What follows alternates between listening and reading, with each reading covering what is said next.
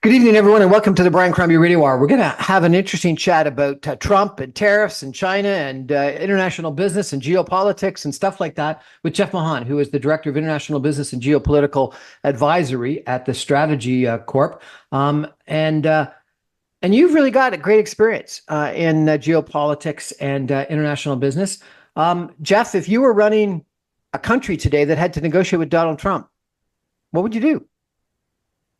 Well, I think the first thing is I would sigh a bit of relief as we saw a couple weeks ago with Trump's Liberation Day tariffs that Canada missed the worst of it. Now, things aren't looking great either, but we didn't get hit with that 10% baseline tariff. The fentanyl tariffs are still in place, but the scope has been greatly reduced. And the Trump administration has signaled a willingness to negotiate with Canada after the federal election. So if I were in the future prime minister's shoes, one of the first things I'd be needing to do is consider what is Canada's value proposition to the United States?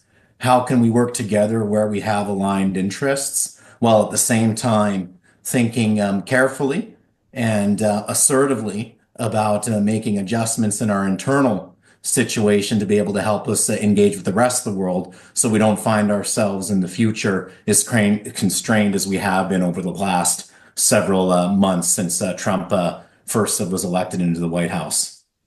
You wrote a really interesting article that was published in the Globe and Mail that said Canada should mend ties with China to build a new world trade order.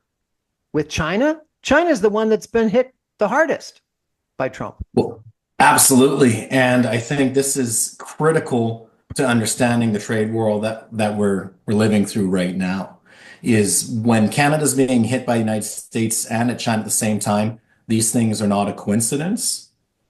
China is at the center of what Trump's trying to reorganize the global trading system. However, as we've seen, Trump has expanded his sights beyond China to go after the rest of the world. And sure, there's been some 90-day reprieve, but in Canada, we saw this movie play out in February and March, which, the reprieve could end. And whether the scope is adjusted or not, we know that the Trump administration is changing its global trade policy. But where China comes into all this is China has become probably it is the world's largest exporter and the world's second largest economy. But the way that its economic system, which is very unique, is interacting with Western economies, led by the United States, is no longer working. And we're in a dangerous situation now because as the Trump administration is trying to reconcile some of the challenges, they're going about it in a pretty aggressive way. And that could lead to a bit of a collision. So when I say that Canada should mend ties with China, it's not about an either or, where we need to choose China versus the United States.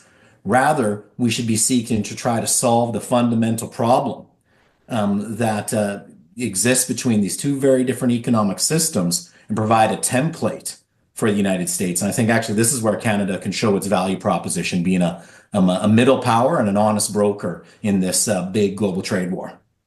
So how do we play this off? 2 weeks ago, just after, what was it called again?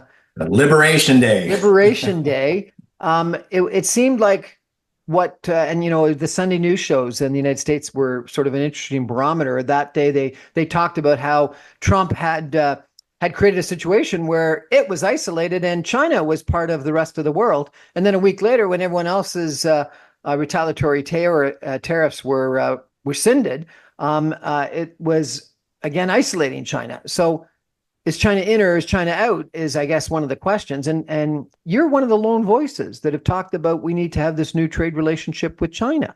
So tell me a little bit more about how you think this plays out. China has an export-led strategy where it's manufacturing a lot of goods, maybe less cheap goods than it did before. Maybe that's been taken over by Vietnam and others, but still a lot of cheap goods.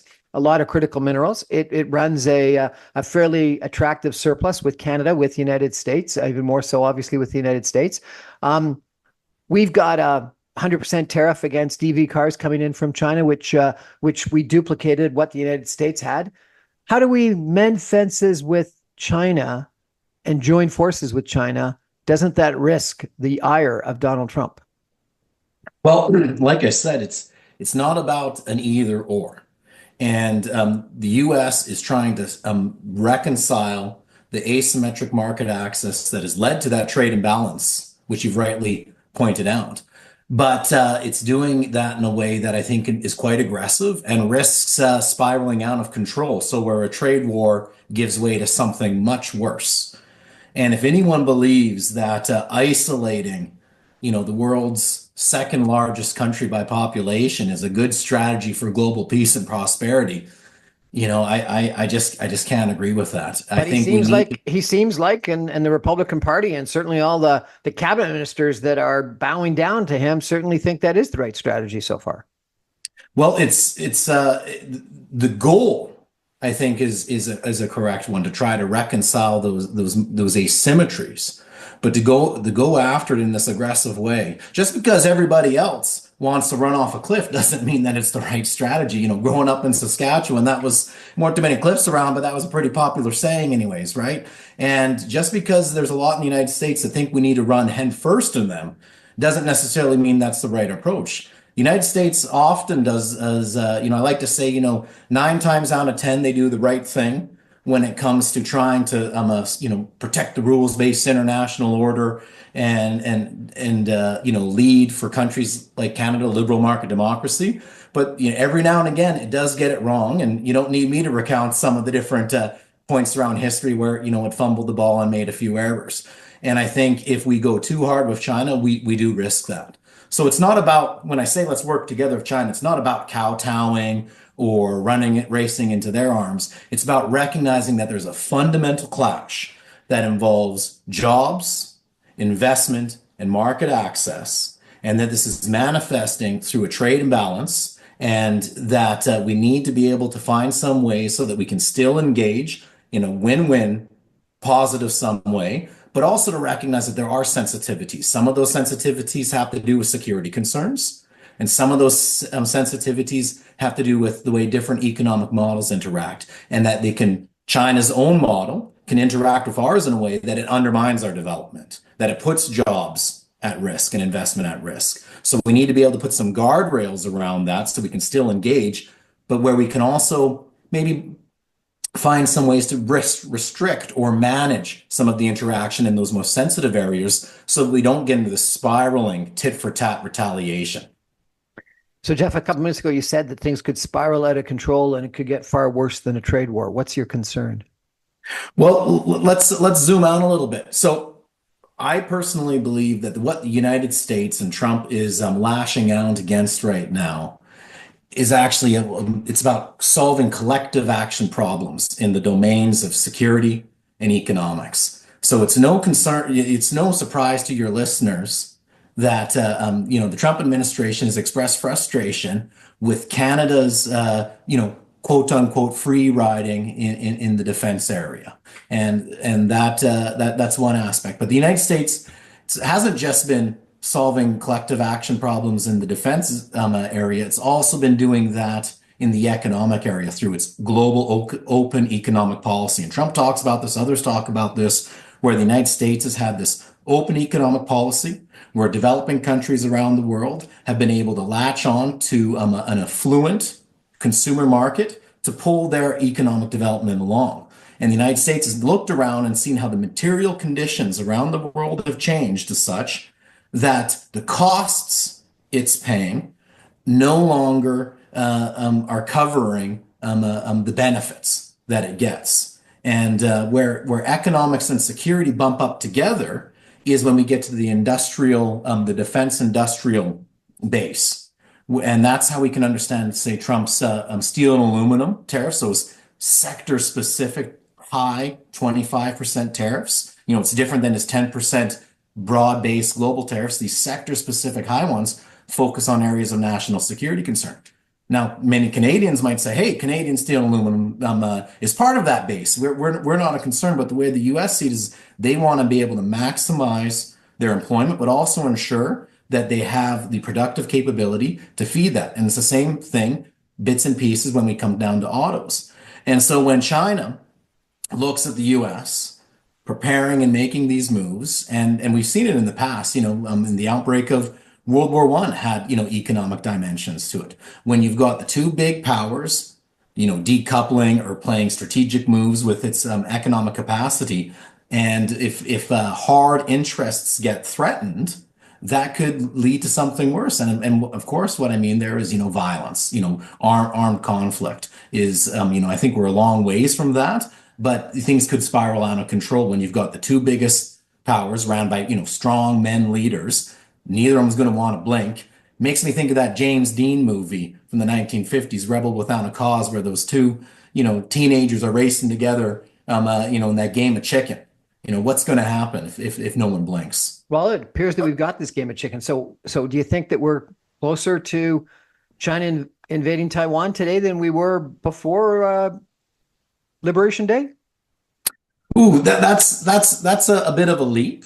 I'm not sure if we're closer to that. I think the United So if it's States. armed conflict that you're worried about, where are you worried about armed conflict? Well, it could happen there, but like I said, it's not something that I see immediately on the horizon. But I just do not see a situation where we've got the two most powerful countries in the world acting very aggressively, not backing down, attacking each other's economic systems as something that is a peaceful, has an easily peaceful resolution at hand. So there's a number of ways this could play out. The United States and China could enter into negotiations, but I think the big risk there is that neither side is going to be want to seen as losing face and making concessions to the other. And that's precisely why I wrote that article that you referred to in the Globe and Mail, because I pointed out that while Canada has put its EV tariffs on China, China retaliated, hit our peas, our canola, and our seafood, and a few other agriculture sectors. But when it put those tariffs on Canada, it had a little report, its Ministry of Commerce report that said, we can solve this. And it put forth several different options for dealing with that. And one of them was that Canada and China enter into consultations to identify a consensus solution. And what I think Canada should be doing right now to try to put a little paving stone towards peace is to enter in those negotiations, triangulate that with, the challenges we're having with the United States, recognize that this is not just about peas and electric vehicles, but this is actually about the way two fundamentally different economic systems interact, and try to put some guardrails to move us from conflict into cooperation. Fascinating. We got to take a break for some messages. I'm going to come back in 2 minutes with Jeff and talk a little bit more about Canada, China, Canada, US, geopolitical risks, and what he thinks our strategy should be. Stay with us, everyone. Back in just 2 minutes.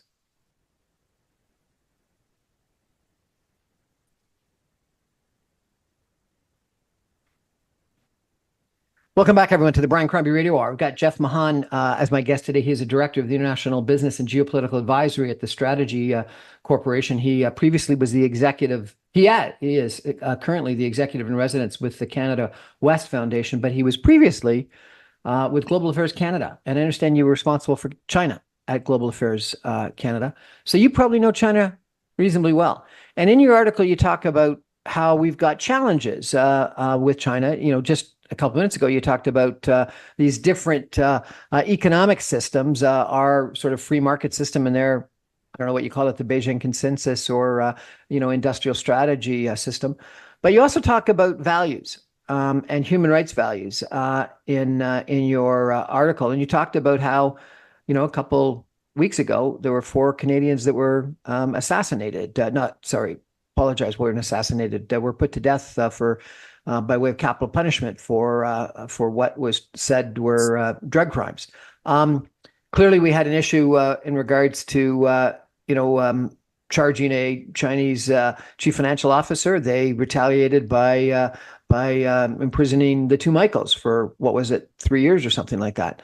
So we've got this human rights issue. We got these values differences. We've got the different economic strategies and the way that President Xi has been described, and you probably know him a million times better than I, but he's been described as a strongman, as the second strongest leader in China after maybe Mao Zedong. So tell me, what do we do? You want us to sit down and negotiate some agreement with China? What Exactly. exactly do you think the Canadian government, the new prime minister in Canada, should do with China? Well, it's a very controversial proposition, in today's Canadian political environment. I've received quite a few people reach out and say that they really are happy that I put this idea forward and that it's a mature approach to diplomacy. I got a few messages that were the opposite of encouragement and support as well too. So I recognize fully that this is a complicated situation, but I think I've been too concerned here that for several years, Canadian foreign policy has been a bit like an ostrich. It sticks its head in the sand and hopes that everything's going to work out all right. But that's not working anymore. We need Canada to recognize that it needs to return to mature diplomacy. And the first thing we got to remember is that diplomacy ain't about summertime barbecues with your pals in the backyard. It's about having tough conversations in private so that you can be able to secure your international interests. And you're bang on. There are tons of challenges. You did a pretty good job listing them off. China has what they call, and I call it as well too, a socialist market economy, where and we all know that it has a single party government. The Chinese Communist Party runs China, and it has a very different economic system. The socialist part comes from the fact that the state owns a lot of the assets when it comes to certain types of economic activity, utilities, infrastructure, energy, some banking and finance are largely in the hands of the state. These key strategic, commanding heights, they'd say back in the day, is what China has in its inner economy. And this is dominated by state-owned enterprises. Canada's got crown corporations, but export developments of Canada is a far cry from a Chinese SOE. So they're very, very different in nature.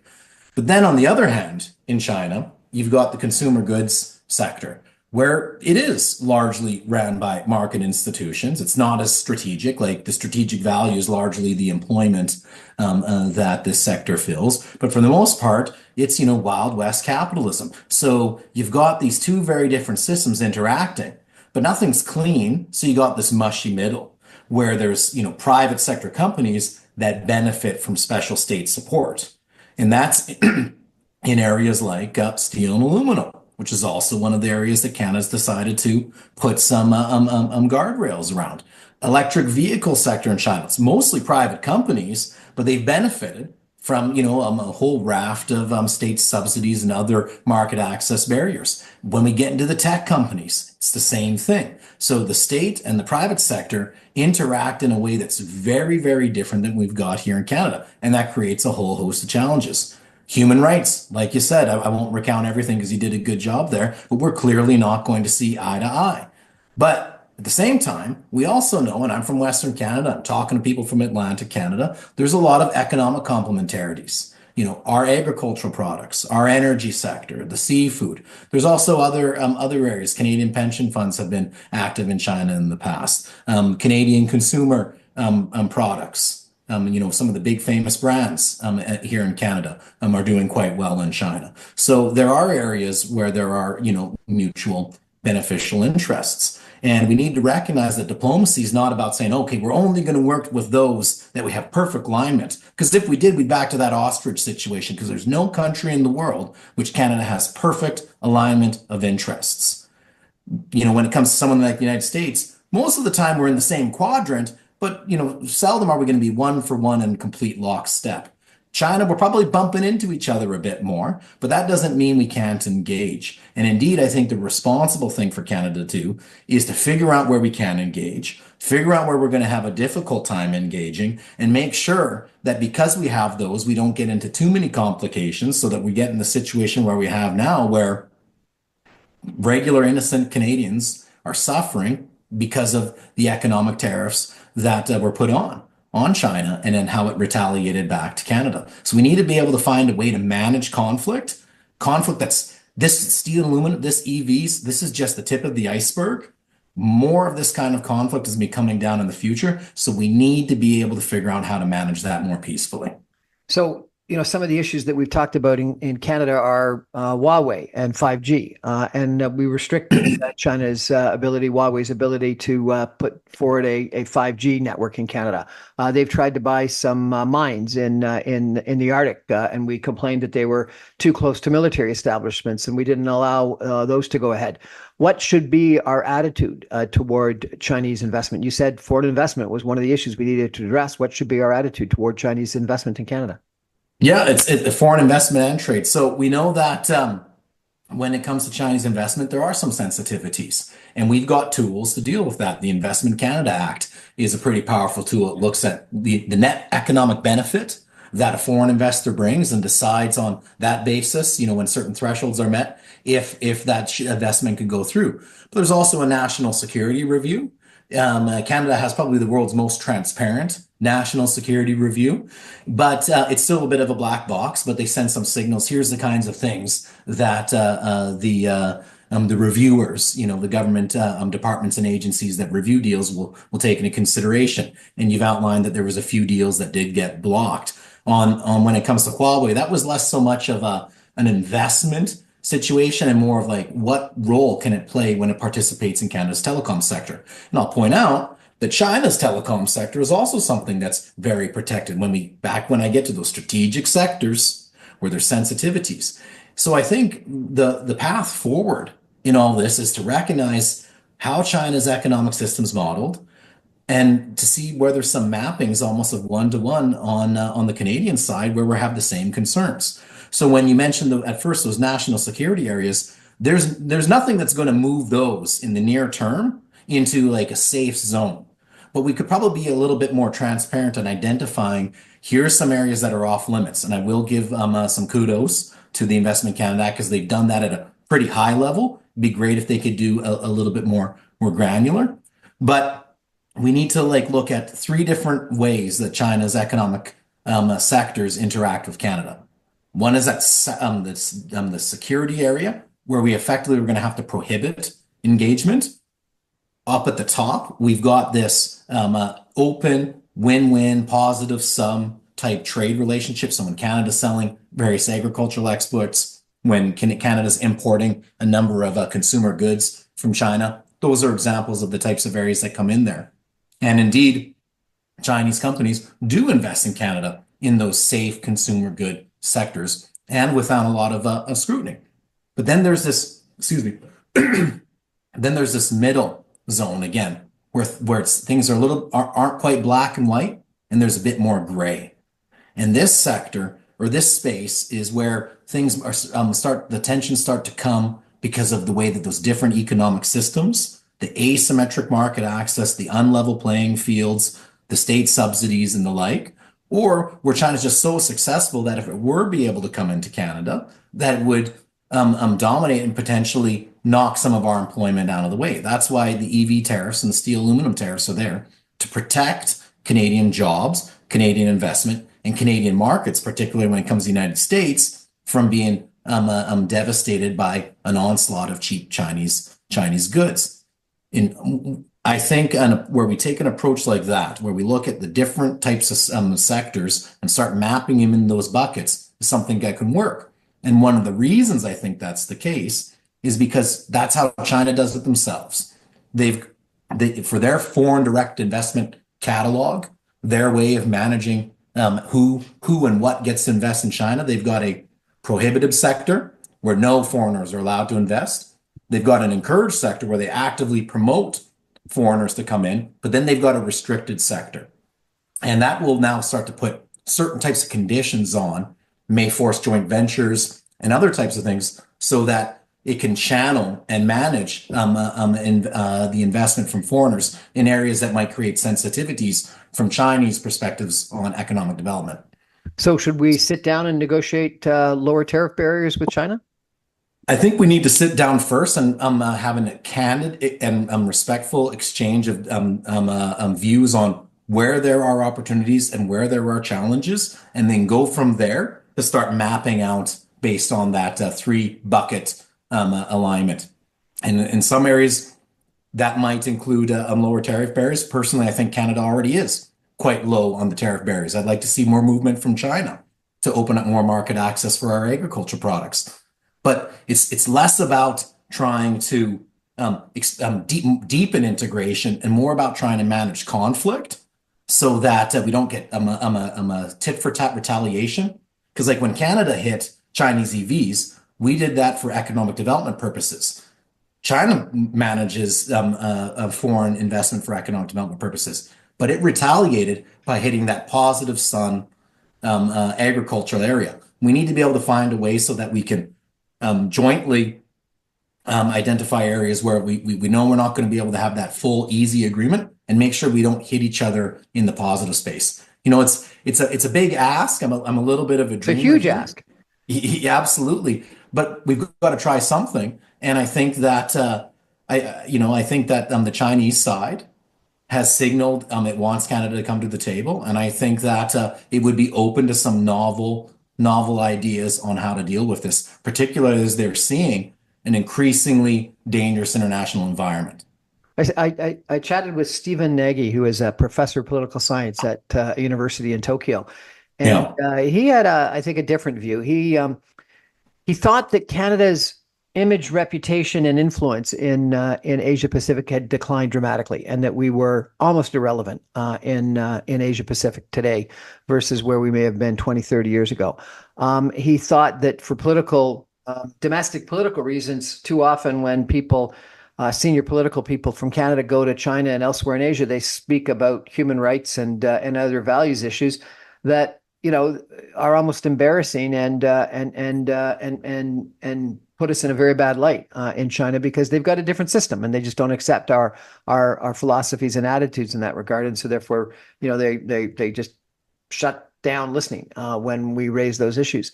And he also thought that Japan could not get closer to China because it's completely reliant on the American security guarantees. South Korea was in a similar kind of a situation, and Taiwan unquestionably in that situation. And so therefore he said there's real risks in getting too close to China. What do you say to all that? I'd say for the most part, I'm in complete agreement with Professor Nagy. I'm a big fan of his work. I completely agree that Canada's lost a lot of international stature precisely because we talk at people. We, excuse me, do a lot of virtue signaling. We don't get to the real hardcore interests that people want to talk about, and that has That sounds like we're woke. yeah, your words, not mine, but there's certainly something that could be improved when it comes to Canada's outward-facing posture if we want to be relevant to the conversation. When it comes to Japan and China, it's interesting that the other week, right when Trump announced those big tariffs, China, Japan, and South Korea had a very high-level political exchange, and that people were interpreting that as sending some signals of managing and hedging risk. But where I would disagree is, and maybe it's not so much a disagreement, but maybe it comes down to semantics and how you frame it.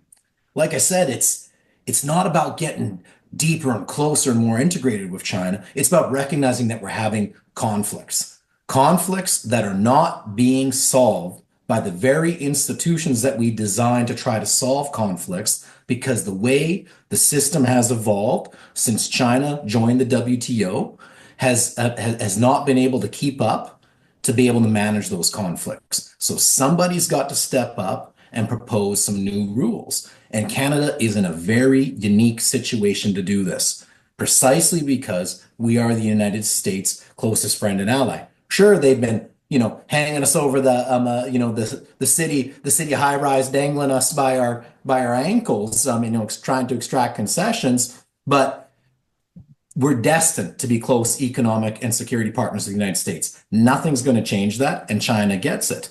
And as you know, when Prime Minister Carney spoke with Trump right at that first week of the election campaign, they agreed that once the election's over, whoever's in charge in Canada is going to negotiate a new security and economic arrangement.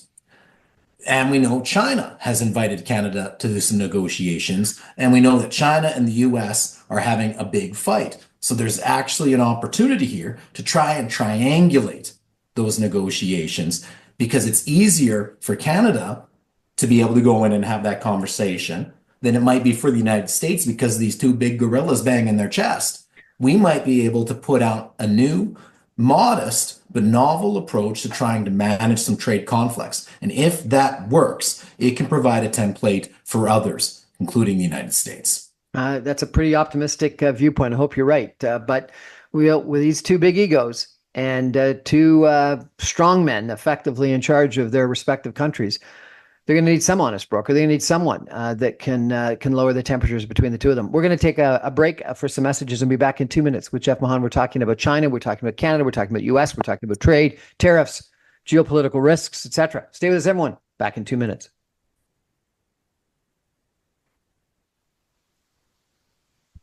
Welcome back, everyone, to the Brian Crombie Radio. I've got Jeff Mahon from Strategy Corp with me tonight. We're talking about lots of issues in regards to Trump and tariffs and trade wars and China.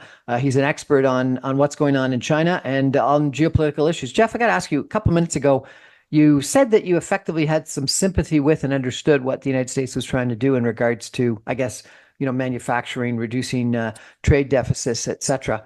Milton Friedman famously said at one point in time that a trade deficit is a credit surplus, and really what's happened with the trade deficits that the United States has with China and trade deficit maybe with Canada, even though some people argue that other than energy, it's not really a trade deficit, is they've gotten a fair amount of investments, whether it be in U.S. government bonds or actually in U.S. real estate, U.S. industry, U.S. manufacturing, U.S. Technology, et cetera. And because clearly all of those, Chinese currency that Americans bought, they had to somehow send back to the United States into U.S. dollars to balance things out. And we saw a little bit about that last week when there was some movement in the bond market. So, The Economist, prior to Trump's election, had as its cover story that the U.S. economy was on fire. U.S. unemployment is 4.4% or something like that. Unemployment is 4.4%. Why is trade bad for the United States? For 80 years, they've benefited from this global trade system that they put in place, haven't they? Yeah, well, I definitely am not going to say trade is bad. I started my career doing international trade. I absolutely love this stuff. I love trade policy. I think it's fascinating. But to pretend that the world just works like some economic abstraction in a textbook, I think is equally misguided. We need to recognize that economic models are based on certain assumptions. And to the extent that those assumptions start to, come into tension with reality, we've got to start questioning the assumptions and looking at some other aspects. So I get it. There are no shortage of neoclassical economists who are going to say that trade deficits don't matter. And like you said, they'll precisely point to the capital account surplus. Because, at the end of the day, these things must balance out. If you're running a trade deficit, you're going to have to import that capital. But that could also have some effects into the United States or other major economies that run big trade deficits. It could alter interest rates. It can keep them artificially low. And if you have at the same time where there's this offshoring movement, there's a dearth of high return investments in the real productive economy. In the beginning, remember I said what matters here is productive investment, jobs, and markets. These are the things that the United States is lashing out against. Is they're seeing that it's real economy, the factories, the manufacturing, the innovation that goes along from the factory floor and other things, and the good jobs that brings has gotten to a point where it's caused some damage. So when you've got all this money coming in, because hey, when you sell a product to China, it's usually done in USD. That Chinese exporter, they can't use that USD, so they got to go and take it to the central bank or a bank, and it ultimately comes back and starts buying US bonds, and then that's going to have an effect on interest rates there.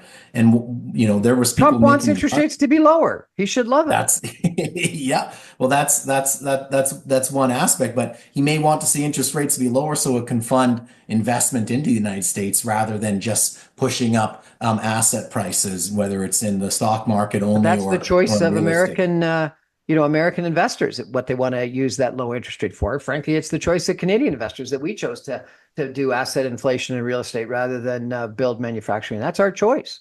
That's right. And well, it's our choice because we're dealing with a set of institutional rules and frameworks that are in place that constrain what our options are.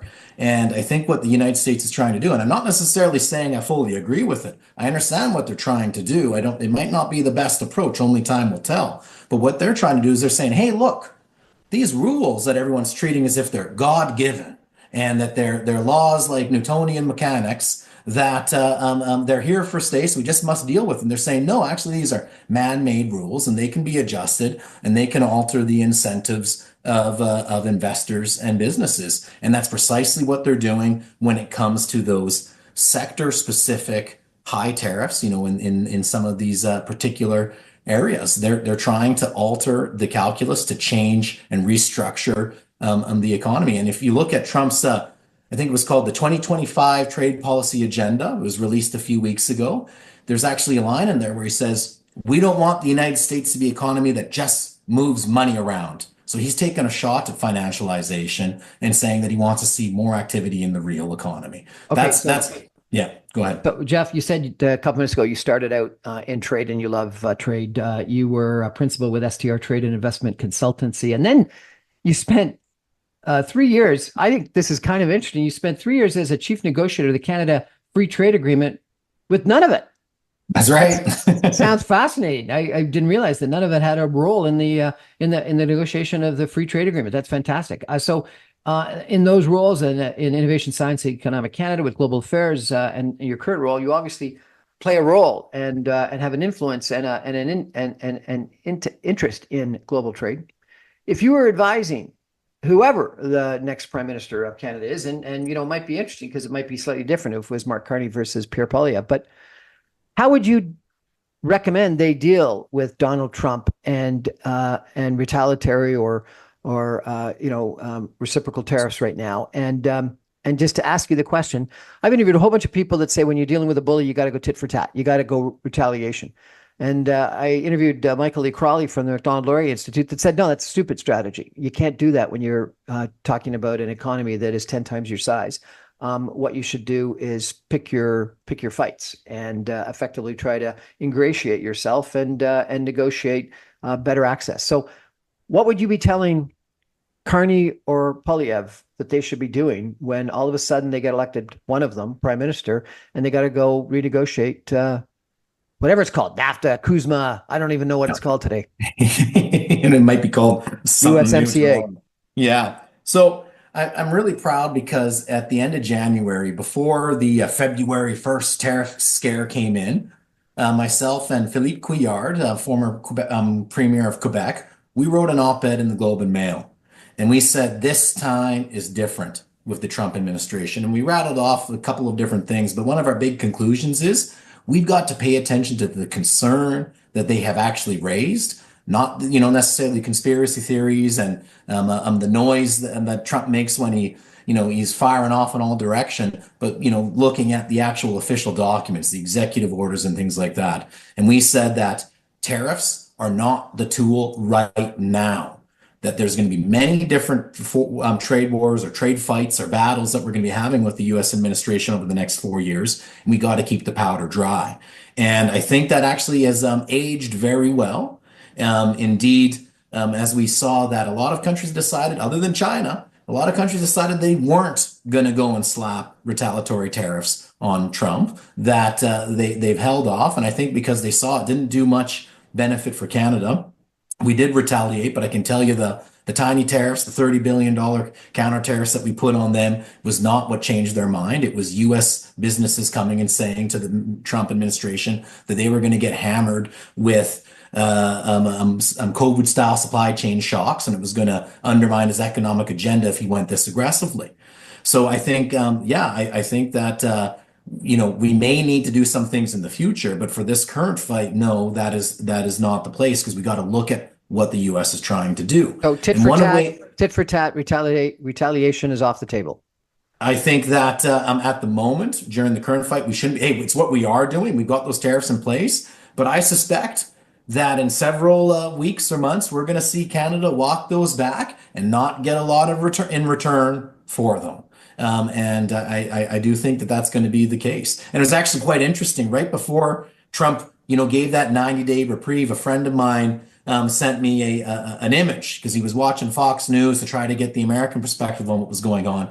And it was up on the screen. They had a list of all the countries that already came offering concessions to the emperor, others that haven't done anything, others that were thinking about retaliating. I think it was just the EU, and then those that did retaliate. And it was only Canada and China in the did retaliate pile. Like that's an interesting graphic to take a look at. So I definitely don't think at this moment retaliation is the right tool.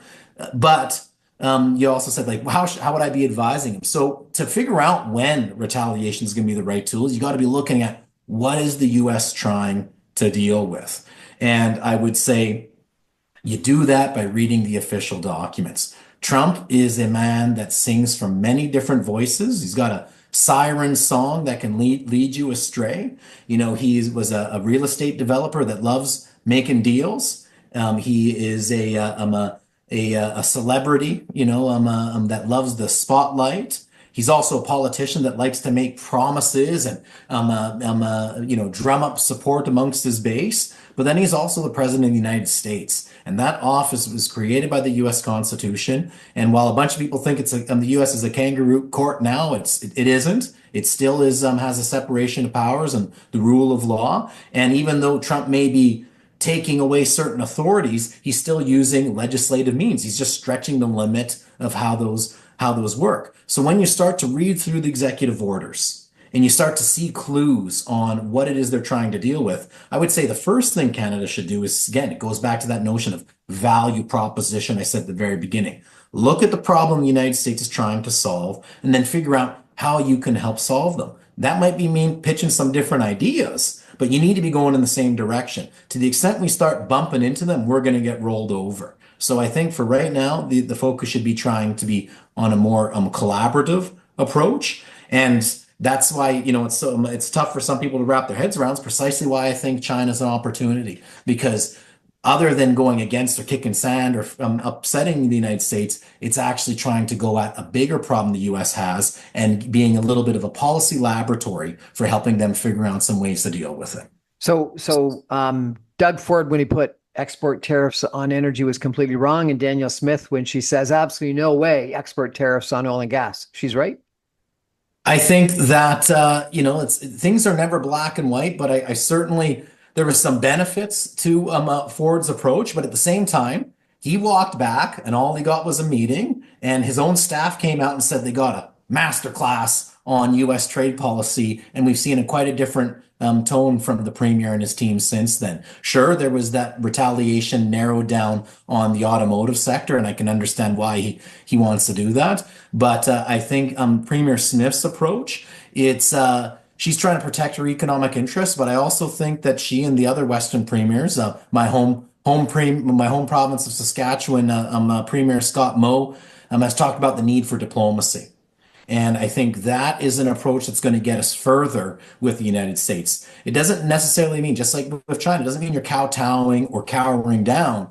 But if we can figure out creative ways that move in the same direction of where they want to go, but maybe do so with damage, we might be able to build more good graces with the United States rather than getting hammered. And I can also tell you from chatting with a lot of businesses and officials around the country, there slowly is a movement that is recognizing, hey, retaliation might not be the way to go with the U.S. So what do you think the U.S. wants? Is it increase in defense spending? Is it stronger borders? What do you think it is? So when it comes to defense and all tariffs, I do think that the big issue there is law enforcement cooperation. And it says it through several of the executive orders and fact sheets. the original plan that came out from folks in the law enforcement wing of the Trump administration called for using full leverage of the U.S. market to force an end to the fentanyl crisis, and in using that leverage, including against allies. This is that playbook. Hey, it may have served other auxiliary purposes, but there is concerns from the U.S. perspective that Canada doesn't do enough information sharing, that Canada has become a haven for money laundering, that Canada is enabling illicit financial or illicit criminal networks to operate on its soil that it perceives to be a national security risk. So I believe those fentanyl tariffs, they're about domestic security. I think when it comes to the bigger external freeloading on the national security, defense spending and the like, we're going to see that continue to come down the pipe, irrespective of those fentanyl tariffs. Those are coming down in a certain area, and mark my words, we're also going to see the United States at some point come down and ask Canada to participate in its Golden Dome missile defense system. That's going to be one of the big ticket items, and I don't know if Canada's ready for that yet. That's going to be a fascinating conversation. And feel free to bring me back on the show so I can say I told you so when that happens. Golden Dome, then, it's coming. it's coming. So it sounds like we're giving up sovereignty on our Canadian Arctic. Hey, and this is, it's fascinating because a very similar movie played out in the 1960s, except for the nationalist mood in Canada went in a very different direction. And the U.S. government wanted to put nuclear warheads on Canadian soil. And my hometown member of Parliament, John Diefenbaker, out of Prince Albert, Saskatchewan, I'm from Melfort, he tried standing up to that. And he was trying to adopt a nationalist Canadian policy. And Canadian business and intelligentsia, they gave him the boot. They didn't like what they were doing. And when the Pearson government came in, they came in and let those nuclear warheads come on. So it's going to be a tough call. I think, though, because of all these different elements that are coming on, Canada actually is at a critical juncture because we need to be able to manage this deftly, because we're essentially facing a situation where we might end up being a protectorate. That is where you don't have you're, excuse me, you're a sovereign country, albeit you don't have your own autonomous foreign or security policy. And that's why I think Canada should try to find a way to work with others around the world, including trying to find a new modus vivendi with China as a way to make sure that we can maintain that sovereignty. That doesn't mean going in a different direction in the United States, but it means not being a lackey either. So you went back to Diefenbaker. Let me take you back to 1988 and John Turner. John Turner, famously in that debate with Brian Mulroney, the free trade debate, said, if you give up your economic sovereignty, ultimately, you're going to risk your political sovereignty. You're saying we're potentially going to become a protectorate. Was John Turner right? Well, I would turn that back onto the listeners to reflect a bit on, right? We've got a situation where when you look at those EV tariffs, Canada went hook, line, and sinker, carbon copied the U.S. approach. We're at a crossroads now where are we going to just blindly fall into line? Like Trump said, we get to keep old Canada. But if we don't be able to have the ability to strike out globally and play a constructive role, then then protectorate is a path. I'm not saying that will be the path we're taking, but I do feel like we are approaching a juncture. Canada has all the tools, if we play our cards right, to be able to be a strong middle power that can work with the United States as a partner, as an ally, not as a protectorate. But if we make the wrong decisions, we might not be moving in the right direction. But only time will tell. None of this stuff happens overnight. Jeff Mahon, thank you so much. This has been an interesting conversation. I really appreciate it. And what it does is underlines again how critically important it is for all of us to listen to what our leaders say, what the different parties say, what different experts like Jeff have to say, and take our responsibility next Monday extremely carefully in regards to voting in the next government, because we've got some pretty important decisions as a country to make. And who is leading us in those decisions is pretty important. Jeff, really appreciate it. Thanks so much. Thanks for having me.